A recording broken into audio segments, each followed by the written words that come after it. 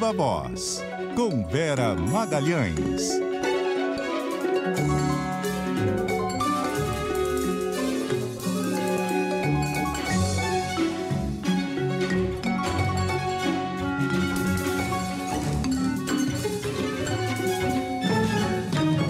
Viva Voz, Vera Magalhães, tudo bem? Boa noite. Oi, boa noite, Bocardi, boa noite, Carol, ouvintes e também espectadores. Oi, Vera. Vera, vamos falar sobre este assunto aí que repercutiu o dia inteiro, que é o ministro Toffoli chamando a condenação de Lula de maior erro judiciário da história e anulou a leniência da Odebrecht.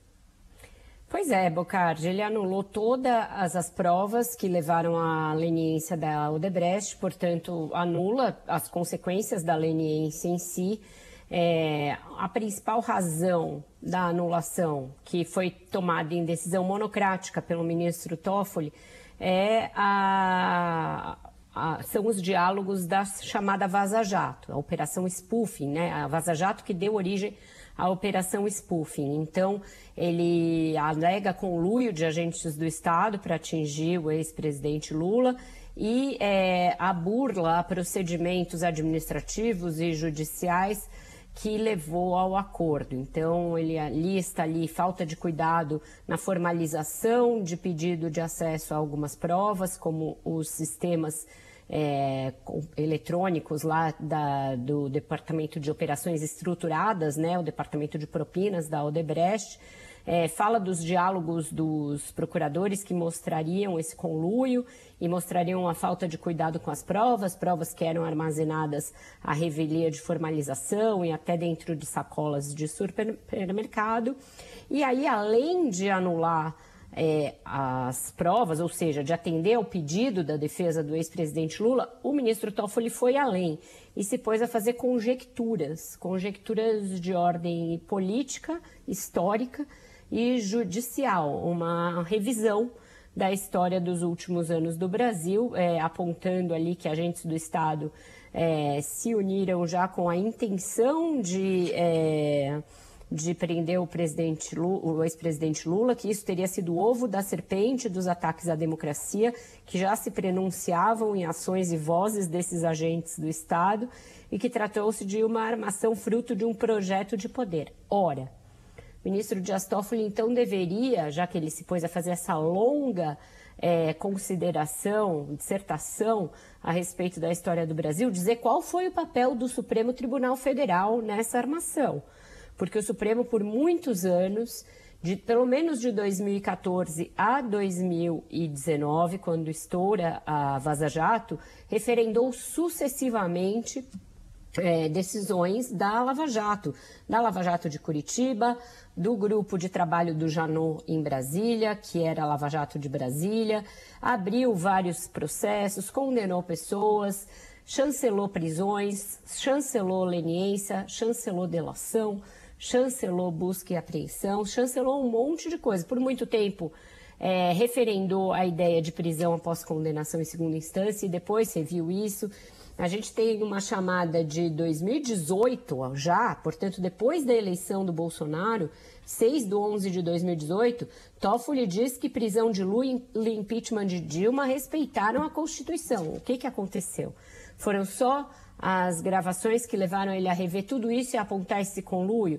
Então, antes não era possível ver esse conluio, ele achava que era tudo válido, o que a Lava Jato e Curitiba faziam. É uma decisão muito complexa, porque ela é monocrática, ela extrapola o pedido do advogado, e isso é muito importante que se diga, porque quando o PT e os advogados do Lula falavam em lawfare, ali que seriam métodos heterodoxos para se condenar, não vejo coisa mais heterodoxa do que um juiz ir além do pedido da defesa e passar a determinar coisas que vão, inclusive, de encontro ao que pode ser feito, na meu ver, de acordo com o ordenamento jurídico. Ele determina que a Advocacia Geral da União investigue agentes de Estado que tiveram comportamento lesivo nessa leniência. A Advocacia Geral da União não tem prerrogativa legal para investigar juiz e para investigar procurador da República. Não é papel da Advocacia Geral da União. A atribuição constitucional da Advocacia Geral da União é defender a União, Defender, portanto, o executivo, defender até o legislativo perante ações judiciais. Então, eu achei uma decisão bastante complexa. Acho muito complicado que o Supremo como um todo, que já em muitas ocasiões deliberou sobre a Lava Jato em outro sentido, não seja chamado a referendar essa decisão monocrática, a analisá-la e a ver se isso é consenso dentro da corte de 11 ministros, ou pelo menos forma maioria. Porque agora, o que vai ter que acontecer se for tudo anulado? A União foi indenizada pela empresa por ter sido lesado. O acordo de leniência é isso, a empresa tem de pagar a União. Então, a União vai devolver dinheiro para a Odebrecht, é isso que o ministro está mandando? A decisão não deixa claro, mas em última análise é isso que tem que acontecer. Se as provas são imprestáveis, como ele diz, isso vai anular também os acordos de delação premiada, vai anular também as condenações criminais de executivos da Odebrecht. Então, aí todo mundo pode entrar contra o Estado por ter ficado preso indevidamente. Tem muitas implicações possíveis. E as outras empreiteiras que também fizeram acordos de leniência e que eventualmente também são mencionadas na Vaza Jato, elas vão ter também os seus acordos de leniência anulados? São muitos os castelos de carta que podem surgir a partir de uma só decisão monocrática do ministro Toffoli. Renasce a Odebrecht, se estabelece de novo, contrata todos os funcionários, volta tudo no tempo. É bem doido, viu? Ele faz também considerações a esse respeito, que são considerações que não cabem numa decisão judicial, de que se quebrou empresas, que se acabou com empregos, que pessoas morreram. É quase um meia-culpa feito ali pelo ministro. Ele dá a entender que ele está expiando uma certa culpa que ele sente em relação a decisões que eventualmente ele próprio tomou. Porque o que acontece, o pano de fundo dessa situação é que Toffoli foi nomeado pelo Lula, votou contra o PT em muitas das ações do Mensalão, embora em outras tenha votado a favor, votou contra o PT sistematicamente na Lava Jato no início e depois foi revendo a sua posição. E nesse caso específico do Lula, ele negou um habeas corpus para o Lula ir ao enterro do irmão, do Vavá. E essa é uma das razões pelas quais o presidente Lula não perdoou o Toffoli. Ele parece agora fazer um cavalo de pau da própria atuação, na esperança de ser redimido de alguma maneira. Porque o tipo de consideração que ele faz numa decisão judicial não é trivial, não é comum a decisões de ministros do Supremo. E nessa linha ele vai além e determina a investigação dos agentes do Estado que promoveram esses acordos de leniência e outras decisões no caso, né? A AGU, inclusive, já anunciou hoje que vai criar até uma força-tarefa. Você veja, Carol, aí a complicação disso, né? Porque a AGU não é o ministro Jorge Messias, e nem era o ministro André Mendonça do Bolsonaro, e nem algum ministro do Temer, etc. A AGU é um órgão do Estado, é da União. Assim como a Controladoria Geral da União também é um órgão de Estado da União.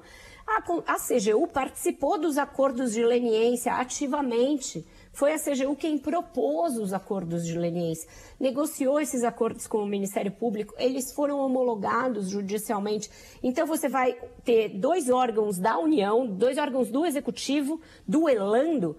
A CGU vai ter de ser responsabilizada também, porque, ao que parece, se quer pôr um alvo na testa do Moro e do Deltan e responsabilizar os dois. Só que não são só os dois que estão envolvidos nisso. A própria AGU e a própria CGU tiveram papel ativo nesses acordos de leniência. Então, a Controladoria Geral da União vai ter que devolver dinheiro para a Odebrecht? É isso que o ministro Dias Toffoli está dizendo? Porque não fica claro quais são esses agentes que ele acha que são responsabilizados e de que maneira a AGU pode criar uma comissão de sindicância para investigar a Procuradoria-Geral da República. Não tem como. O Ministério Público tem independência funcional pela Constituição. O Judiciário tem prerrogativa e independência funcional pela Constituição. Não pode um órgão do Executivo investigar o Judiciário. É estapafúrdio isso.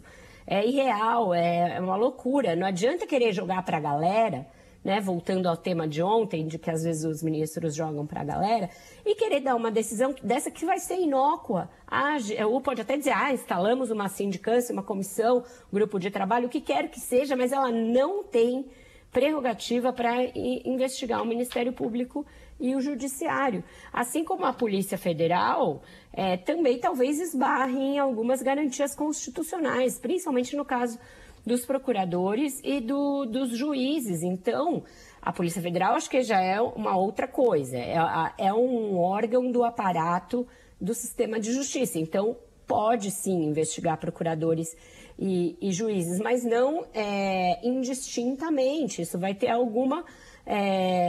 algum tipo de dosagem, o que vai se investigar, quem vai ser investigado. Houve uma verdadeira corrida depois disso para ver quem abria primeiro os procedimentos depois da decisão do ministro Toffoli. E será que isso não vai para o pleno agora, já que foi uma decisão monocrática dele, diante de tantas questões a serem respondidas?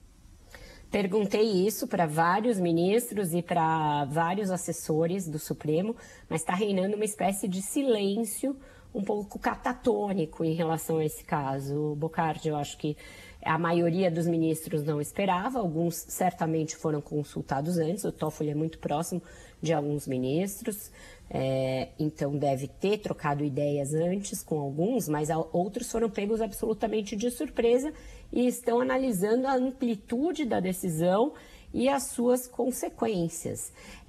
Eu acho que a Procuradoria-Geral da República pode recorrer e pode pedir para que isso seja analisado pelo plenário. Mas será que vai? Porque agora Augusto Aras também é um que está interessado em fazer média com o Lula, porque ele espera ali ainda, na cabeça dele, ser reconduzido, embora isso esteja afastado. Então você veja que os órgãos de Estado vão moldando a sua atuação ao sabor das circunstâncias políticas, e isso é muito ruim para a democracia.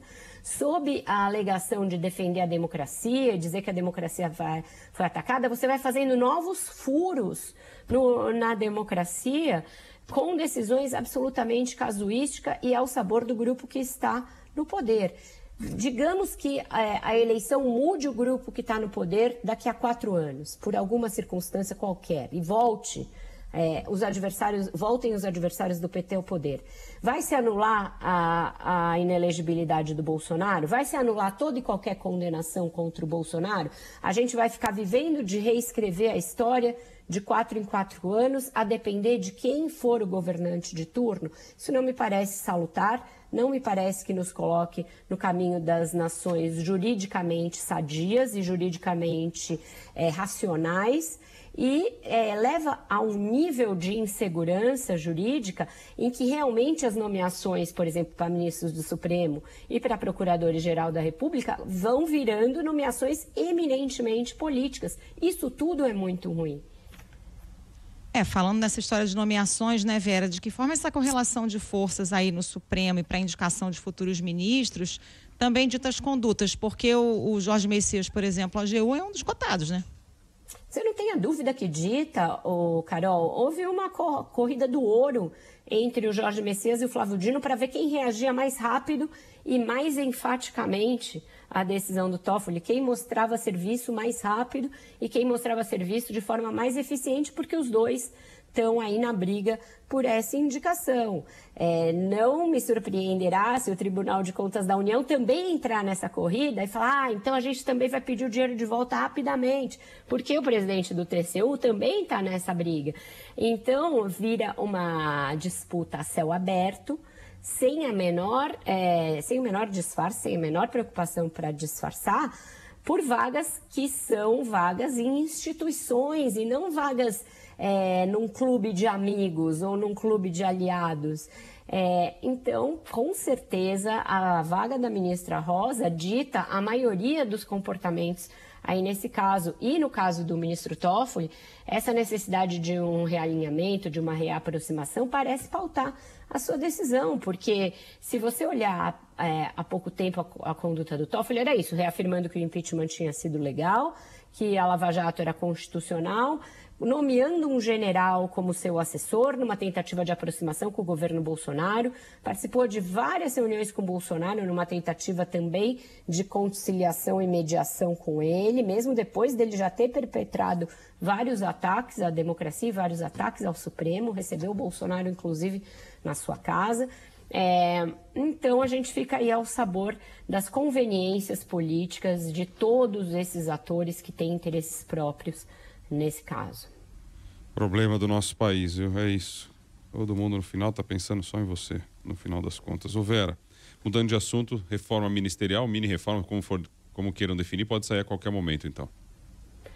Deve sair hoje, Bocardi, porque o Lula viaja amanhã, como a gente já falou aqui, porque tem o desfile de 7 de setembro amanhã e porque essa reforma já está durando eternamente, né? Virou aí uma maratona. A última resistência veio do PSB, do Márcio França. Eu escrevi um post sobre esse assunto no meu blog no Globo, um pouco depois da gente encerrar a nossa conversa no Viva Voz de ontem. E qual era o cenário que eu descrevi ali? Tinha sido oferecido ao PSB o Ministério de Ciência e Tecnologia e o ministro estava analisando, e o partido analisando também, se topava ou não. Não toparam e aí ressuscitaram a ideia de criar um Ministério da micro e pequena empresa, mas sem o micro e pequena, que eles acham que tem uma conotação pejorativa. Por favor, não riam, vocês que estão aí em casa ou dirigindo seus carros, não riam.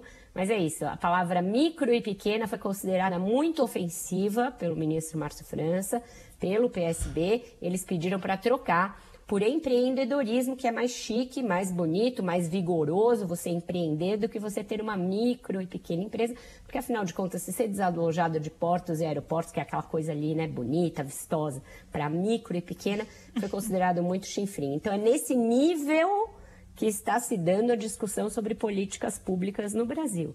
E aí é claro que, como eles aprendem rápido com o Lira, eles também querem uma anabolizada nesse Ministério novo do empreendedorismo. Então, querem que ele seja recheado com recursos vindos do microcrédito. Então, todo mundo olha onde tem dinheiro e começa a tentar levar para si. Então, recursos do microcrédito iriam para essa pasta para fomentar o empreendedorismo brasileiro, e aí sim o PSB não se consideraria tão patinho feio da reforma ministerial. A questão do esporte para o PP, como eu cravei já logo na segunda-feira, está confirmada com a Secretaria de Apostas, e o Esportes e Aeroportos para o Republicanos, deputado Silvio Costa Filho, também confirmada. Então seria esse o desenho. Com isso você não precisaria desalojar duas outras mulheres, né, a Luciana Santos, da pasta de Ciência e Tecnologia, e a ministra Cida Gonçalves, que poderia ter que ceder espaço para ela no Ministério da Mulher. Vai ser só mais uma mulher demitida. A ministra Ana Moser já foi comunicada que ela está deixando o governo. A gente já falou do estresse que isso gerou com os atletas, com o setor de esportes, mas não tem uma outra função que se adeque ao perfil dela e ela vai realmente para casa. Com isso, são duas mulheres a menos, 2 homens a mais no Ministério do Lula. 3 homens a mais, porque foi criada outra pasta. Desculpa, Carol. Não, imagina. O presidente deve fazer um pronunciamento hoje em razão do 7 de setembro, né? Qual vai ser o tom? Ele decidiu falar hoje para que seja antes, portanto, do desfile, já naquele tom apaziguador que a gente vem falando aqui, falando da importância. Ele vai fazer um carinho nas Forças Armadas, vai falar da importância das Forças Armadas para a soberania nacional, para a manutenção da ordem pública, para a democracia, para a defesa da Amazônia, para a defesa das fronteiras, vai fazer toda uma exaltação do papel das Forças Armadas, vai lembrar o bom relacionamento que ele teve com as Forças Armadas nos seus governos anteriores, vai lembrar os investimentos que ele fez em equipamentos, inclusive a questão do caça, toda a questão do submarino, tudo isso deverá aparecer nessa fala, segundo me informaram, e pregar o papel institucional dos militares e a despolitização das Forças Armadas para o bem da democracia e para o bem do país. Então deverá ser esse o tom. Provavelmente ele foi aconselhado a não citar Jair Bolsonaro diretamente, então fazer um tom olhando para frente ali, olhando para o futuro e para um passado não tão cheio de desconfiança, um passado em que ele e os militares se davam melhor. E acenar com mais investimentos nos próximos 3 anos, em reequipamento das forças, em melhora das condições logísticas e talvez acenar também que os militares serão incluídos na política de valorização do servidor e, portanto, com reajustes aí regulares de soldos. E temos o 2+1 de volta numa 3ª temporada? Quem é o do podcast? Quem que é o episódio é com quem nessa semana? A gente antecipou também para hoje o episódio de lançamento dessa 3ª temporada, Bocardi, porque amanhã é feriado, então hoje a gente imaginou que teria mais procura e porque o tema é correlato a isso que a gente está falando. A gente entrevistou justamente o ministro da Defesa, José Múcio, que falou a respeito de todos esses assuntos que eu pontuei aqui, também falou das investigações de militares envolvidos com atos golpistas, defendeu a punição desses militares para que não pese uma aura de suspeição sobre todos os demais militares e sobre a instituição. Então ficou um episódio muito interessante, ele fala ali sem meias palavras, é um político muito experimentado e ele vai fundo nos assuntos e fala da maneira como ele estava aposentado e o Lula convocou para essa missão bastante delicada de comandar a defesa. Então todos os tocadores de podcasts, no site da CBN, no site do Globo tem reportagem a respeito e enfim, nas minhas redes eu também já divulguei, tá por aí, tá no ar.